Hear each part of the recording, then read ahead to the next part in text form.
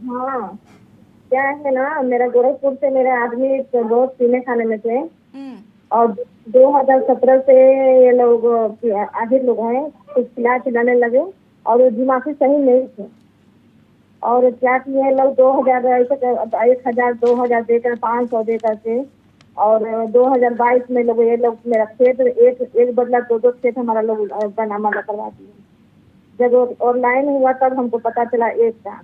तब हम फिर गए वकील से बात किए, वकील सही से किया नहीं।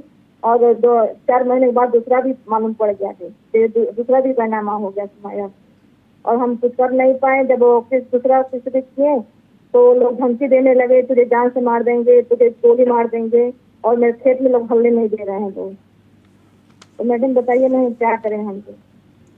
देखिए, इसमें सबसे पहला काम तो आपको ये करना चाहिए कि जो आपको धमकी दे के कानूनी कार्रवाई करने से रोक रहे हैं, ऐसे व्यक्ति के खिलाफ आपको तुरंत एक शिकायत पोस्ट, जो पोस्ट ऑफिस से आप रजिस्टर्ड डाक से, स्पीड पोस्ट से, कैसे भी आप एक शिकायत ज़रूर भेजें।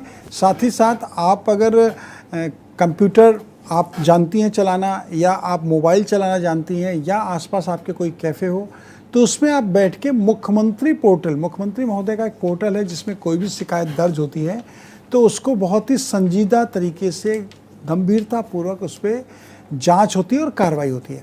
तो आप मुख्यमंत्री पोर्टल पर, अगर आप यूपी में रह रहे हैं तो यूपी सीएम महोदय का जो पोर्टल है उस पर आप कंप्लेंट कर सकते हैं, या किसी दूसरे स्टेट में भी रह रहे हैं तो आप यूपी सीएम महोदय का जो पोर्टल है उस पोर्टल को ऑनलाइन आप ओपन करके या ओपन करा के उस पर आप कंप्लेंट अपनी रजिस्टर्ड करा सकते हैं। पहला तो आपको क्रिमिनल साइड का डिफेंस ये लेना चाहिए।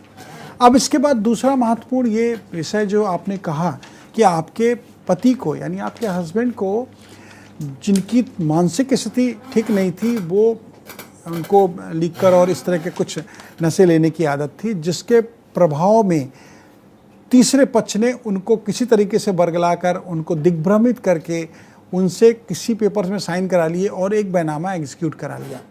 आपसे मेरी रिक्वेस्ट है कि आप सबसे पहले तो आपके हस्बैंड का जो मेडिकल कहीं से हुआ हो तो उसकी मेडिकल की आप रिपोर्ट या मेडिकल के जो पर्चे वगैरह हों वो आप अपने पास इकट्ठे करके रखिए, जिसमें उनका इलाज क्या चल रहा है, उनका दिमाग का इलाज चल रहा है या उनका कोई और ऐसा शारीरिक स्थिति है जिस पर उनका इलाज चल रहा हो और उस इलाज के माध्यम से ये प्रूफ हो सकता हो कि उनकी मना स्थिति ठीक नहीं थी।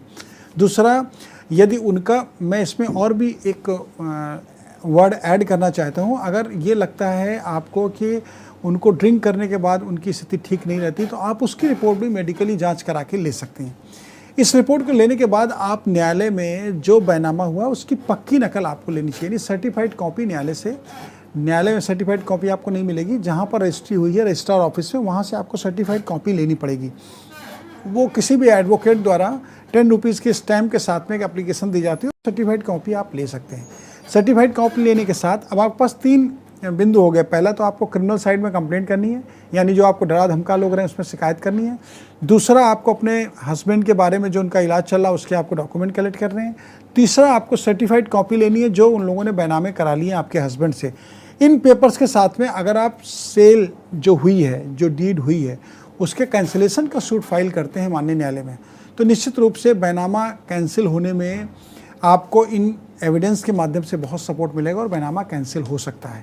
तो आपसे रिक्वेस्ट है कि आप इन डॉक्यूमेंट्स को कलेक्ट करिए। आप केस में जो सीपीसी के प्रोविजंस हैं, स्पेसिफिक रिलीफ एक्ट के प्रोविजंस हैं, उसके अकॉर्डिंग किसी भी अच्छे वकील के माध्यम से बैनामा शून्य करने के लिए मुकदमा दाखिल करिए, वाद दाखिल करिए, और निश्चित रूप से न्यायालय में इस तरह का वाद आप दाखिल करेंगे तो आपको रिलीफ मिलेगा।